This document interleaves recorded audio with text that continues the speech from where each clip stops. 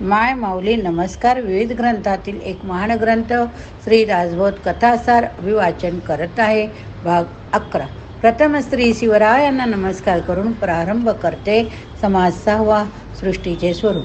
शिष्य पुन्हा विचारू लागले की स्वामी, तुम्ही सांगता की सृष्टीच्या आधी फक्त ब्रह्मच होते, त्यावेळी सृष्टीच नव्हती, पण आता तर प्रत्यक्ष सृष्टी दिसते आहे, तर ती सत्य की असत्य? तेव्हा गुरु म्हणतात, भगवंताचे वचन असे आहे की जीवभूता सनातन, अर्थात सृष्टी सत्य आहे. पण वेदांत सांगतो की यद दृष्टम तन्नष्टम, अर्थात सृष्टी नश्वर आहे. आता खऱ्या खोट्याचा निवाडा कोण करणार? तर जो अज्ञानी आहे त्याच्यापुरती सृष्टी सत्य. देव, धर्म, मूर्ती पूजा हे सर्व खरंच, परंतु ज्ञानी म्हणतो की मूर्खस्य प्रतिमा पूजा. त्यावर अज्ञानी विचारतो की मग भजन, स्नान, संध्या, तीर्थयात्रा हे तू तरी कशासाठी करतो? जीवभूता सनातन हे वाक्य नाकारतोस का म्हणून? त्यावर ज्ञानी म्हणतो की अरे, तुला त्यातील गुढार्थ मुळीच कळलाच नाही. पिंपळ व मन या माझ्याच विभूती आहेत असे भगवंत म्हणतो, परंतु पिंपळ तर नाशिवंत, मन चंचल हे सर्वच लोक जाणतात. ग्रंथात, शास्त्रात परस्पराविरोधी अनेक सिद्धांत असतात, पण त्यातील रहस्याचा उलगडा सद्गुरू वाचून होणार नाही. मूर्ती आपणच कल्पनेने घडवतो, ती मूर्ती फुटली तुटली तर दुःख करीत बसतो. देव असा बनविता येत नाही, नष्टही होत नाही. तो पंचभौतिक सृष्टीच्या अगोदरपासून सृष्टीचा अंत झाल्यावरही तो असणारच, हे संत जाणतात. सृष्टीचे 8 प्रकार आहेत. कल्पना सृष्टी, शब्दसृष्टी, प्रत्यक्ष दिसणारी सृष्टी, चित्रसृष्टी, स्वप्नात दिसते ती सृष्टी, गंधर्व सृष्टी, तापामध्ये होणारे भास ही सृष्टी, नजरबंदी करून दाखवली जाते ती सृष्टी, असे हे 8 भाग. यातली श्रेष्ठ कोणती, सत्य कोणती? तर सर्व सृष्टी नाशिवंत आहेत, पण मन स्थिर व्हावे याकरिता सगुणाची भक्ती केली पाहिजे, त्यातूनच निर्गुणाची प्राप्ती होते. तथापि संत संगतीशिवाय हे जमणार नाही. हे खरेच आहे, नाही तर चित्तातील संशय मात्र काही केल्या जाणार नाही. आता शिष्याच्या आणखी काही शंका, त्याचे परिणाम, त्याचे समाधान पुढच्या समासात आपण बघणार आहोत. समास 7. सगुणाचे भजन कशाकरिता? शिष्य विचारतो की ज्ञान झाल्यामुळे सृष्टी मिथ्या हे कळले, तर मग सगुण भजन का करावे? ज्ञानाहून श्रेष्ठ जर काहीच नाही, तर उपासना केल्यामुळे आणखी काय मिळणार? सर्वच नाशिवंत आहे. मग सत्य सोडून असत्य कशासाठी भजावे? कारण निर्गुणाने मोक्ष मिळतो, परंतु सगुणाने काय मिळते? सगुण हे नाशिवंत आहे असे सांगता, मग पुन्हा भजन कर असेच म्हणता. हे कसं काय? मुख्य ते ज्ञान झाल्यावर पुन्हा भजनाचा खाटोपाठ कशासाठी करावा बरे? गुरु म्हणतात, अरे, गुरुची आज्ञा पाळणे हाच मुख्य परमार्थ होय. ती पाळली नाही तर परमार्थ कुठला? तेव्हा सर्व तू गुरु आज्ञाच पाळीत जा. पुन्हा श्रोता विचारतो की ज्ञान मिळाले तरी नसीब बदलत नाही, जे होणार ते घडणार, मग भजनामुळे कोणता असा उपकार होणार बरं? कसला चमत्कार दिसणार? तुमच्या आज्ञाप्रमाण आहे हे निर्वाद, पण माझ्या मनातील गोंधळ शांत करा. गुरु सांगू लागले की ठीक आहे, आता असे सांग की ज्ञान झाल्यानंतर तुझ्यात कोणता फरक पडला? जेवणे, खाणे, झोप, मलमूत्र विसर्जन, जनसंपर्क या गोष्टी तर कराव्याच लागतात. नित्यकर्म करणे भाग आहे, पण मग फक्त भजन तेवढे नकोसे झाले काय? धान्यासमोर नाकदुऱ्या काढावायच्या आणि देवाचे भजन मात्र करायचे नाही, हे कसले तुझे ज्ञान? हे विधी हरिहर सुद्धा ज्याच्या आज्ञा पाळतात त्या गुरुदेवांना तू मानले नाहीस, तर त्यात कुणाचे काय केले? आता आमचा कुल नायक रघुनाथ आहे, तोच सर्व देवांना सोडविणारा सर्व समर्थ होय. त्याचे आम्ही सेवक असून सेवा केल्यामुळे आम्हास ज्ञान मिळाले. मग तेथे जर निष्ठा नसेल तर पतनच होणार. गुरुचे वचन हेच खरे सार, ते चुकीचे कसे म्हणता येईल? त्यामुळे गुरु नाराज होतील, तेच आपले कमनशीब ठरेल हे शहाणे जाणतात. पण तू तर पुस्तकी पंडितच आहे, मी मोठा असे ज्याला वाटते, त्यामुळे भजन टाकून देतो, तो खरा देहाभिमानीच म्हटला जाईल. त्यामुळे धड ज्ञान नाही की धड भजन नाही अशी अवस्था होते. तर आता भ्रम सोड, राम भजनाला लाग. पाहू कसा राम जेव्हा कृपा करतो तेव्हा विघ्ने नाहीशी होऊन मनात जे योजावे तेच घडते. त्याने ज्ञान तर होतेच, शिवाय आपले महत्त्व वाटते. हे मी माझ्या अनुभवाचे तुला सांगत आहे. कर्तव्या करविता श्रीराम आहे हे जाणून मीपणा सोडून दे, म्हणजे तू सुखी होशील. कारण देवाला त्रैलोक्य ओळखते व आपणास कुणीच ओळखत नाही. ब्रह्मादिक देवसुद्धा रामभजन करतात. तसेच तूही कर, म्हणजे सर्व मिथ्या कसे त्याचा उलगडा होईल. श्रोत्याने पुन्हा विचारले, सर्वच जर मिथ्या आहे तर त्याचा अनुभव मात्र येतो तो कसा? समाज आठवा, दिसते तसे नसते. मागे श्रोत्यांनी विचारले की जे दिसते ते मिथ्या असूनही का दिसते, तर याचे उत्तर ऐका. जे मला दिसते तेच फक्त खरे आणि इतर सर्व खोटे, असे म्हणणे हा मूर्खपणा आहे हो. हरणाला मृगजळ दिसते, मातीचे पुतळे खरे वाटतात, स्वप्नामध्ये अनेक घटना घडतात, पाण्यात आकाश उलटे दिसते, फुटक्या आरशात अनेक प्रतिबिंबे दिसतात, नदीच्या काठावरून जाणारी माणसे नदीच्या पाण्यात उलटी दिसतात, वाद्याची तार छेडली तर अनेक तारा दिसतात, पण हे सर्व भास होय.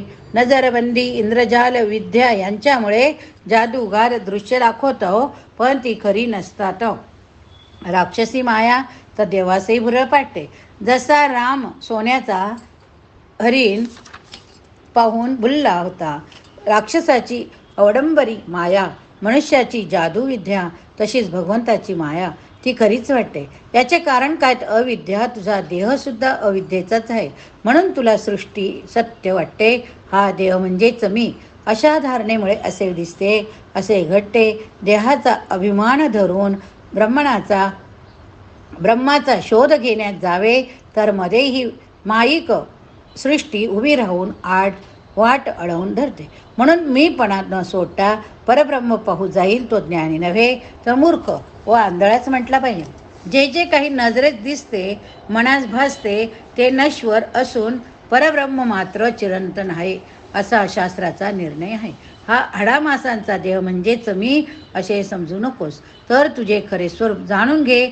मग परब्रह्मासी एक रूप होऊन राहा, म्हणजे तू निशंक होशील व तुला खरे समाधान लाभेल. समास 9. मुख्य सार कसे निवडावे. धन अमर्याद आहे, पण ते झाकलेले असेल तर लोकांना कळत नसते, ते तर वरचे झाकणच पाहतात. तसेच जे दिसते ते भाषिक असून माईक असून सर्व त्यालाच भुलतात. परंतु जो विवेकी असतो तो त्यातही पलीकडील वस्तू जाणतो. एखाद्या सरोवराच्या तळाशी संपत्ती असते, तथापि सर्वसाधारण लोकांना फक्त पाणी दिसते, मात्र जाणकाराला ती संपत्ती ठाऊक असते. त्याचप्रमाणे सर्व लोक दृश्य सृष्टी हेच सर्वस्वसे समजतात, पण जाणता मात्र तिच्या पलीकडचे परतत्व घेतो. तेव्हा सार कोणते असार कोणते ते फक्त तोच जाणतो. जे महत्त्वाचे आहे ते सर्वत्र नसून फार दुर्मिळ असते. ज्याप्रमाणे पाषाण उदंड आहेत, पण रत्ने मात्र क्वचित, किंवा वनस्पती लक्षाधी आहेत, तरी कल्पवृक्ष चंदन मात्र थोडेच असून भाग्यवंतास मिळतात. सृष्टीत गुरे थोडी का आहेत, पण कामधेनू मात्र इंद्राच्याच नशिबी का हो. व्यापारधंदा करणारे कितीतरी आहेत, परंतु कुबेर तो कुबेर, त्याची सर कुणाला येणार नाही. तसेच ज्ञानी योगी हा खरा आत्मज्ञानाचा अधिकारी असतो. इतर लोक मात्र शास्त्रे नाना मते शोधित असतात. तेव्हा परमात्म्याच्या प्राप्तीकरिता संत संगती हवी. राजाशी जर का मैत्री होईल तर मग श्रीमंती दूर जाईल. त्याचप्रमाणे ज्ञानी पुरुषाची संगतीच धरायला हवी, म्हणजे परब्रह्म प्राप्ती सहजासहजी होते. आणखी एक महत्त्वाची गोष्ट अशी की नेहमी सार कोणते असार कोणते याचा विचार आपल्या मनाशी करीत राहिले पाहिजे. त्यासाठी संसार टाकायला नको की कामधंदा सोडायला नको, मात्र हे स्वतः करून पाहायला हवे. ज्याला प्रचिती हवी असेल त्याने या मार्गाने जाऊन ती घ्यावी. प्रत्यक्ष अनुभव तर्क यात फार फरक आहे. अनुभव हा रोकडा असतो, आता करा पुढच्या जन्मात फळ मिळवा, असा उदारीचा वायदा तेथे नाही. आत्मसाक्षात्कार होतो त्या क्षणीच जीव संसारातून मुक्त होतो. याच देहात याच जन्मात ही गोष्ट शक्य. आता हे ज्याला पटणार नाही तो पतन पावेलच. विदेह मुक्तीचे लक्षण हेच आहे की असा मनुष्य सर्व कर्तव्य करूनही कर्मबंधनापासून मुक्त असतो. तो कसा? तर जीवनमुक्ताचे रहस्य तो जो जीवनमुक्त असेल तोच जाणेल. त्यासाठी सद्गुरु वचनाचे पालन करून स्वतः अनुभव घेतला पाहिजे. समास 10. शब्दांच्या पलीकडचे. शिष्य विचारतो की अहो गुरुदेव, समाधान हे बोलून दाखवता येत नाही असे म्हणता, असे सांगता. जसा मुक्या मनुष्याने गुळ खाल्ला तर तो कसा लागला हे त्याला सांगता येणार नाही, त्याप्रमाणे जे कोणी सांगतात की ते अवघड शब्दात असते ते मला उमजत नाही, तरी हे मला समजेल असे सोपे करून सांगा. त्यानंतर उत्तरादाखल गुरु म्हणतात, अरे तू बोलून दाखविला येत नाहीये खरे, परंतु बोलल्याशिवाय कळणारे नाही तेथे आपला तर्क कल्पना उपयोगाची नाही. ते म्हणजे वेदांचे गुप्त ज्ञान अर्थात परब्रह्म हेच होय. त्याकरिता संतांची संगत धरावी म्हणजे सर्वच कळते. जे सांगता येत नसते ते सांगून चव करण्याकरिता गुळ हातात देणे ही गोष्ट फक्त सद्गुरूच करू शकतात. सद्गुरूची कृपा झाली की निश्चयाने आपला आपण शोध घेत जावे, म्हणजे अचानकपणे समाधी लागते, सद्गुरूचा साक्षात्कार होतो, खरेखुरे समाधान होते. त्यावेळी मी ही जाणीवच उरत नाही आणि म्हणूनच ते अनिर्वचनीय असते. शब्द फोडून त्याला अर्थ शोधू लागलो तर शब्द उरतच नसतो. म्हणून शब्द हा सालीसारखा असून सद्वस्तू ही धान्यासारखी. धान्य हाती लागल्यानंतर सालपटाचे काय महत्त्व उरते सांग बरे. तथापि ही गोष्ट अनुभवाची असते, तिथे शब्दाचे कामच नाही. उदाहरणार्थ रात्र व दिवस हे सूर्यामुळे होतात, पण सूर्यच जर नसेल तर त्या स्थितीला काय म्हणणार. शब्द व मौन यांना कारण काय. ओंकार अर्थात मूळ ध्वनी हा जर का ओंकार निघून गेला तर ते उरेल, ते कसे सांगता येईल. अनुभव घेणारा अनुभव या मायेच्या गोष्टी आहेत, त्या सांगता येणे शक्य आहे. पण दोन्ही एक रूप होतात तेव्हा कोणती अवस्था असते ते कसे सांगावे. अजरामर असा आत्मा स्वतःला विसरून अज्ञान झोपेत स्वप्ने पाहतो. मग तो सद्गुरु कृपेने जेव्हा जागा होतो तेव्हा झोपही जाते, स्वप्नही नष्ट होते. मग जे काही उरते त्याचे वर्णन करता येत नाही. त्यावर शिष्याने पुन्हा प्रश्न केला की गुरुदेव, आता जे तुम्ही समजावले ते आणखी सोपे करून सांगा. म्हणजे अजन्मा तो कोण, त्याला स्वप्न कसले पडले. गुरु सांगता, अरे अजन्मा तो स्वतः तूच आहे. तू स्वप्नात स्वप्न पाहिले याचा अर्थ असा आहे की तू संसारात गुंतला होतास, पण सद्गुरु कृपेने जागा झालास तरी अनुभवाची चर्चा करतोस, तर तुझी खरी जाग आलेलीच नाही. आपण जागा झालो असे बोलून दाखवितो, ही पण भ्रांती.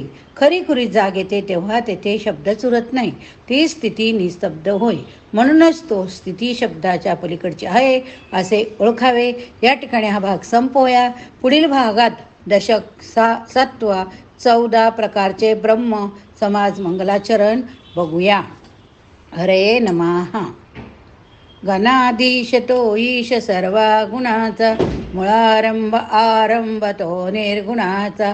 नमो शारदा मूळ चत्वार वाचा, गमोपंत अनंत या राघवाचा. जय जय रघुवीर समर्थ, जय जय रघुवीर समर्थ.